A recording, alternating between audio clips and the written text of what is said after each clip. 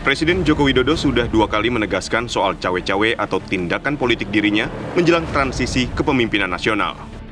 Jokowi berpendapat cawe-cawe baginya adalah kewajiban moral dan tanggung jawabnya sebagai presiden untuk memastikan perpindahan kepemimpinan dapat berjalan dengan baik dan damai. Terakhir, hal tersebut disampaikan dalam rapat kerja nasional atau Rakernas di Sekolah Partai DPP PDIP Lenteng Agung, Jakarta Selatan.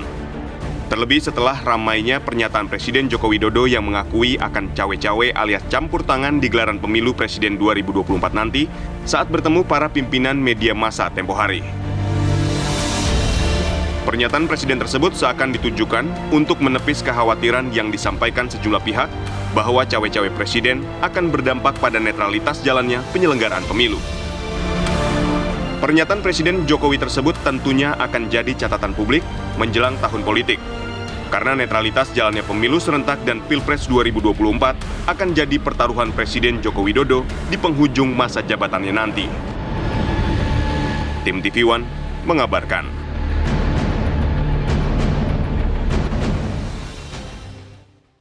Bahwa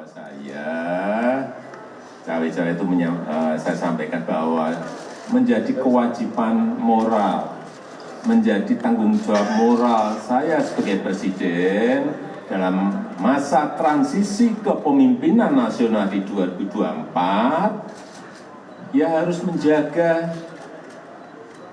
agar masa transisi kepemimpinan nasional serentak Pilpres itu bisa berjalan dengan baik tanpa ada riak-riak yang membahayakan negara dan bangsa. Masa riak-riak yang membahayakan negara dan bangsa saya disuruh diem? Enggak lah. Ya.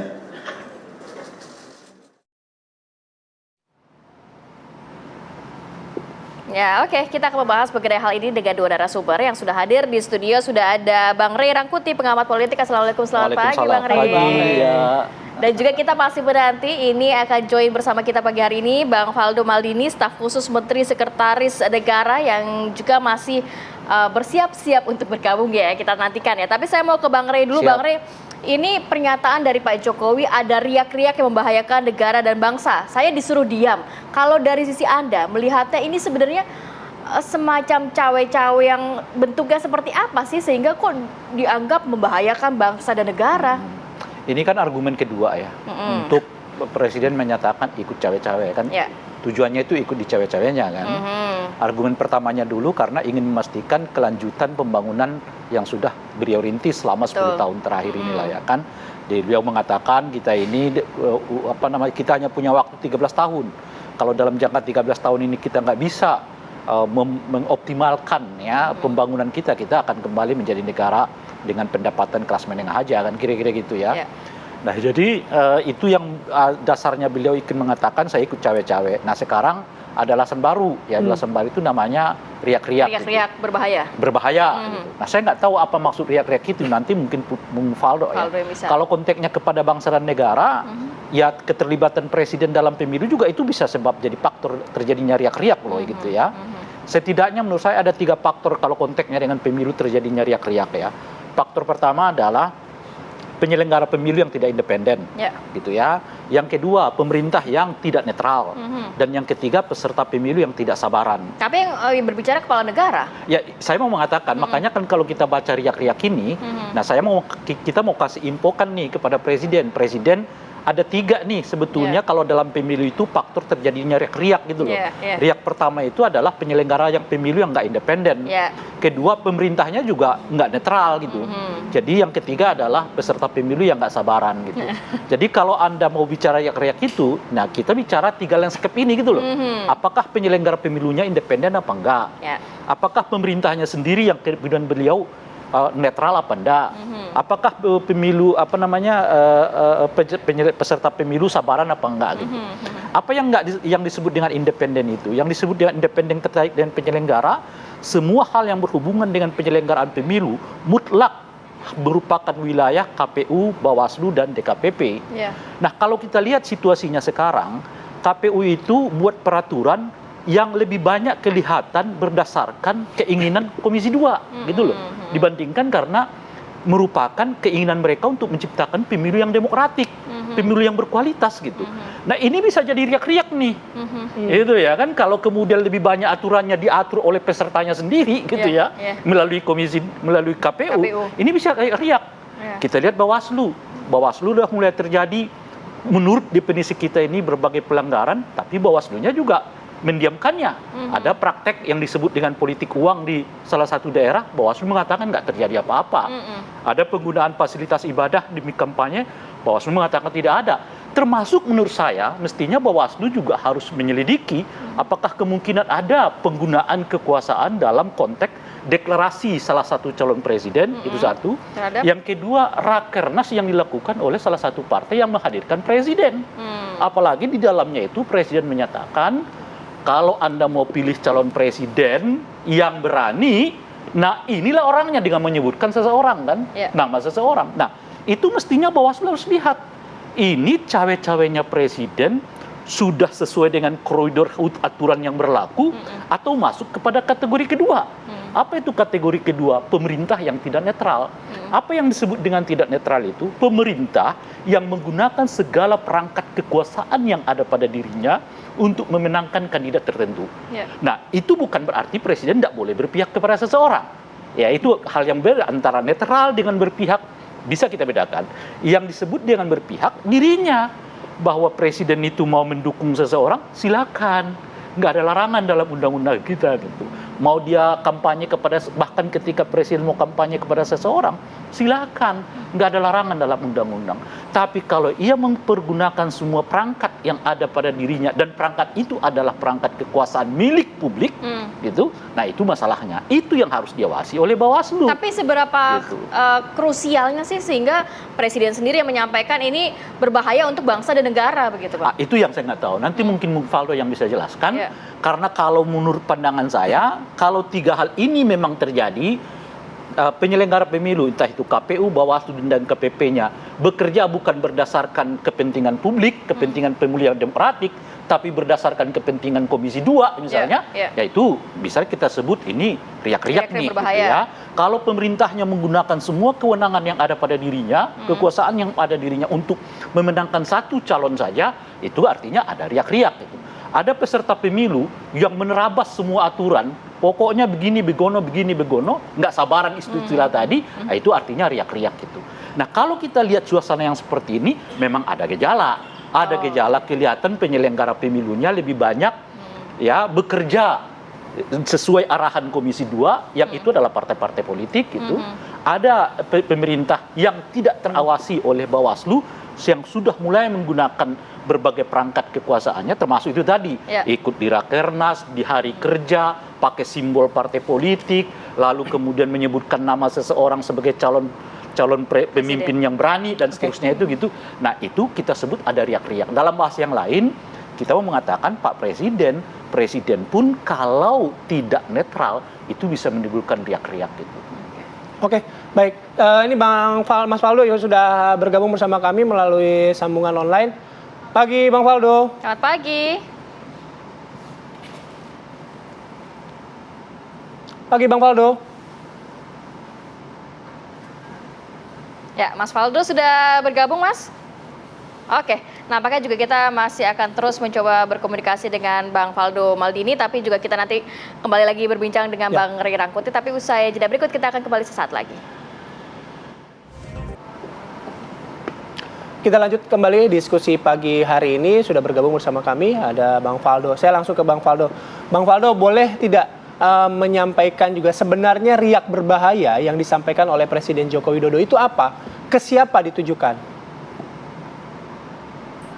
Ya, kita tahu hari ini kan kita sedang memasuki tahun politik, Mas Bayu, Mbak Ratih, bahwa memang sebuah konsekuensinya banyak sekali hal-hal yang dianggap sebagai sesuatu yang ya menjadi perdebatan, menjadi asumsi, menjadi cocok logi gitu, sehingga apapun yang terjadi di tahun-tahun politik seperti ini pasti ada dikaitkan dengan politik.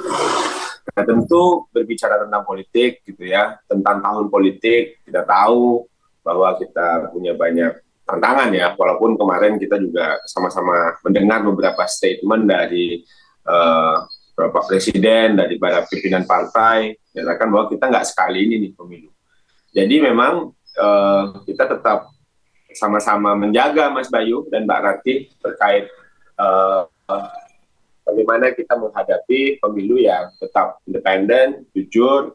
Kita juga tidak ingin ada politik adu domba, politik pecah belah, karena kita sudah punya tantangan yang lebih baru, tantangan yang lebih berat ke depan, sehingga kami kira itu menjadi concern Bapak Presiden yang mungkin minggu lalu Pak Presiden bilang, saya mungkin untuk kepentingan bangsa dan negara, saya akan mencoba terlibat bersama masyarakat. Urusan partai politik adalah urusan pilpres, copres, capres beliau tidak ikut, tapi ketika calonnya sudah sampai di KPU, beliau akan bersama dengan masyarakat. Pak Presiden akan bersama dengan rakyat. Kira-kira gitu, Mas Bayu dan Mbak Ratih. Oke, tadi kalau apa yang disampaikan Bang Faldo begitu, saya belum dapat riak berbahaya yang dimaksud secara spesifik itu apa? Apakah tadi salah satunya politik adu domba dan apa yang ingin disampaikan sebenarnya oleh Presiden Joko Widodo? Kita kan tahu bahwa ketika pemilu kita udah menghadapi beberapa yang kemarin itu ada tantangan seperti politik adu domba, politik identitas, hal-hal yang membuat kita tidak nyaman lah dalam menjalankan pemilu gitu, Mas Bayu. Dan tentu itu berbahaya ya. Saya kira itu bukan sesuatu yang bisa dianggap isapan jempol semata ketika kita melihat bagaimana polarisasi terjadi. Dan kita tahu hari ini kita juga menghadapi banyak isu terkait demokrasi, banyak kritikan terhadap demokrasi, ada tren di dunia mengatakan terjadi democratic backsliding. Sementara kita sebagai negara dengan demokrasi yang sangat besar, yang cukup dihormati dari berbagai macam negara di dunia, tentu kita harus menjaga ini semua, Mas Bayu. Jadi ada tantangan yang di depan yang perlu dihadapi, ada pemilu yang akan datang, sehingga ya kita harus sama-sama menjaga, maksudnya Presiden ya begitu. Nah oleh karena itu, demi bangsa dan negara, Bapak Presiden mengatakan ya kita harus semuanya cawe-cawe dalam konteks yang positif ya, bukan konteks yang cawe-cawe dipotong dan banyak analisisnya ke sana kemari gitu. Bang Faldo, tadi kalau dari Bang Rey tanggapannya ini sebenarnya beberapa kategori untuk riak-riak yang mungkin bisa membahayakan. Yang pertama, penyelenggara pemilu tidak netral atau peserta pemilu ini yang juga tidak sabar dan lain sebagainya. Memang bentuk dari riak yang membahayakan termasuk pemerintah yang tidak netral. Termasuk pemerintah yang tidak netral. Bentuknya seperti apa sih? Apakah memang yang tadi Bang Rey menyatakan 3 itu juga termasuk di dalamnya? Ya, saya kira pasti kita sama-sama ya ingin menjaga netralitas ya. Tentu dalam hal ini kita mendorong lembaga-lembaga kepemiluan seperti KPU, Bawaslu, dan kami kira media, kami kira kelompok sipil, kita kira pengamat pemilu dari internasional itu bisa melihat juga bagaimana proses pemilu yang terjadi. Jadi apabila kita sama-sama mendorong terjadinya proses pemilu yang benar-benar jurdil, tentu KPU, Bawaslu bisa menjadi harapan kita, dan kita bisa melihat dari survei bahwa KPU dan Bawaslu termasuk lembaga yang memiliki kepercayaan publik yang tidak rendah. Jadi tentu untuk masalah netralitas ini itu adalah dengan cara kita mendorong lembaga kepemiluan itu bisa bekerja secara optimal. Terkait asumsi misalnya ada pemerintah yang tidak netral atau misalnya ada penjagalan sana-sini, ya itu biasa saja kami kira di dalam tahun politik seperti sekarang gitu. Tapi memang akan selalu kami berusaha jawab untuk memberikan bahwa nggak begitu sebenarnya gitu. Ada yang kemarin Haji Deni misalnya mengirimkan surat berseri-seri gitu untuk mengingatkan. Kami kira pengingatan ya nggak masalah kok. Ya, namanya juga kita mengingatkan gitu ya. Tolong pemerintah memastikan itu nggak masalah gitu. Ketoh kita negara yang demokrasi, kebebasan berbicara itu diakomodir di Republik ini dan itu sesuai konstitusi gitu. Nah makanya dalam hal itu ya kita sama-sama menjaga. Pak Rey sebagai kelompok yang juga selalu kritis gitu, civil society dan juga media, KPU, Bawaslu, ya kita dorong bekerja secara optimal, Mbak Ratih dan Mas Bayu gitu. Karena ini nggak bisa dielakkan gitu. Mau kita bilang bahwa setiap kejadian yang ada itu pasti akan memberikan telaahan politik dan itu dampak politik gitu.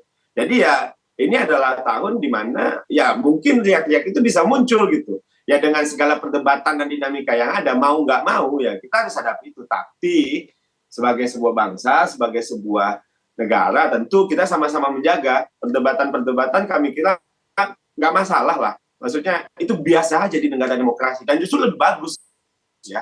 Apalagi dengan ada substansi yang dibawa oleh masing-masing partai politik, masing-masing kandidat, atau bahkan pemerintah yang menjawab apa yang menjadi keresahan pada calon nantinya. Kira-kira begitu, berarti, Mas Bayu.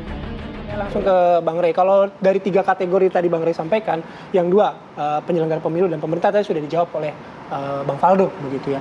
Dan apa yang disampaikan oleh Bang Faldo rupanya kan mengerucut pada Ujinya kan sebenarnya sederhana, Bung. Iya.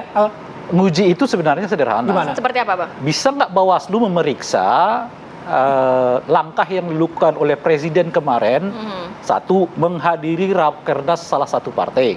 Itu Rakernas loh ya. Itu internal banget di urusan partai gitu. Satu. Bahkan seorang kader pun? Bahkan itu Rakernas, bahkan anggota biasa aja nggak ikut itu. Kan kira-kira gitu. Kalau Rakernas kan, Pak Presiden memang pimpinan partai, unsur pimpinan partai, kan bukan. Gitu. Yang kedua, dan itu dilakukan dari kerja kan. Nah yang kedua adalah Pak Presiden membuat simbol yang menggambarkan salah satu simbol partai. Yang ketiga menyatakan pernyataan kalau mau ingin pemimpin yang berani, itu ada orangnya namanya ini. Nah, kita nggak usah sebutkan namanya, dan semua udah tahu kan. Itu tolong deh diperiksa oleh Bawaslu untuk menguji yang 2 hal ini gitu loh. Apakah Bawaslu-nya itu independen? Apakah presidennya itu tidak bisa netral? Nah, netral di sini bukan tidak berpihak. Ya, harus kita ingat itu loh ya. Netral itu artinya nggak menggunakan semua perangkat kekuasaan dan kewenangan yang ada pada dirinya untuk memenangkan salah satu kandidat yang ia inginkan. Sebab ada masanya presiden itu menunjukkan dukungan. Kapan itu dukungan? Nanti diatur di dalam undang-undang pemilu. Bang Rey. Di mana presiden diperbolehkan ikut kampanye. Apa yang dengan syarat 1, 2, 3. Bang Rey, tadi yang disampaikan itu kan challenge ke Bawaslu gitu. Tapi kalau dengar dari apa yang disampaikan oleh Bang Faldo, riak yang berbahaya yang kita bahas dari awal itu kan mengerucut pada tadi satu politik identitas, politik adu domba. Masih relevan nggak dengan apa yang disampaikan? Ya, itu yang saya sebut tadi yang faktor ketiga. Ya, peserta pemilu yang tidak sabaran. Tidak sabaran dalam arti tidak sabar, tidak patuh hukum.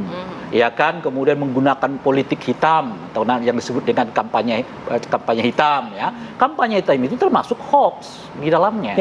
Jadi menyampaikan sesuatu yang ada fakta, nggak ada data. Nah, ini memang bisa membuat pemilu kita menjadi itu tadi kan punya riak-riak gitu. Dan konteks itulah ya. Kalau maksud pemerintah mau melakukan itu, ya kan meredam itu bagus. Tapi harus disertai juga dengan contoh bahwa pemerintahnya, dalam hal ini presidennya, juga taat aturan. Sebab presiden ikut terlibat mengkampanyekan seseorang itu ada waktunya. Tapi nggak mungkin Bapak Presiden Joko Widodo mengeluarkan statement itu tidak ada maksud, dalam arti ditujukan ke siapa kalau Bang Rey melihat? Riak-riak gini. Iya. Itu yang saya nggak tahu. Cuman kalau mungkin Faldo mau memberi gambaran untuk terhadap bayangan saya ini bisa jadi gitu ya. Dugaan saya itu ada 2. Pertama yang disebut dengan riak-riak itu adalah masuknya kepentingan asing di dalam pelaksanaan pemilu. Yang kepentingan itu mungkin dianggap oleh presiden tidak berkesesuaian dengan tujuan apa yang sudah dicapai oleh presiden setidaknya dalam 8 tahun terakhir ini. Tidak satu visi dan misi begitu ya? Ya, artinya kan misalnya dengan mengubah berbagai ketentuan yang sudah dibuat kepentingan oleh presiden, asing yang masuk melalui salah satu capres atau gimana? Intinya sebetulnya kan di hasilnya. Tapi kan di hasilnya itu kan harus melalui salah satu kandidat capres nih. Gitu loh kira-kira kan.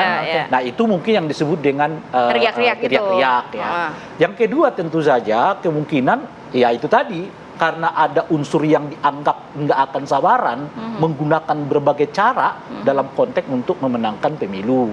Tapi kalau konteks kedua ini, itu yang saya sebutkan, itu bukan hanya mungkin dari luar, tapi itu bisa juga dari dalam gitu kira-kira. Oke. Nah, oleh karena itu tafsir atas aturan riak-riak itu dalam bacaan saya adalah tafsir pertama. Presiden mungkin melihat potensi masuknya kepentingan asing Intervensi di asing. dalam pelaksanaan Pilpres. pemilu kita ini, yang tentu saja melalui salah satu kandidat yang Capres. ada. Oke, Oke. langsung Bang Faldo. Saya kira Bang Rey pasti punya keresahan yang sama lah untuk memastikan pemilu ini berjalan dengan baik gitu. Tapi ya berbicara soal kehadiran Bapak Presiden di Rakernas Partai Politik, kami kira ini bukan sekali dua kali gitu. Dan mungkin ada kejadian di Partai Golkar, di Partai PAN, Pak Presiden hadir, ya ada yang ngasih sambutan, ya kan? Ada yang sampai selesai di Rakernas Partai Golkar lumayan lama loh Pak Rey gitu. Tapi ya memang mungkin karena Bapak Presiden adalah kader pada Partai PDI Perjuangan, itu menjadi catatan yang mungkin bisa dikritisi oleh banyak pihak ya. Kami kira itu nggak masalah gitu.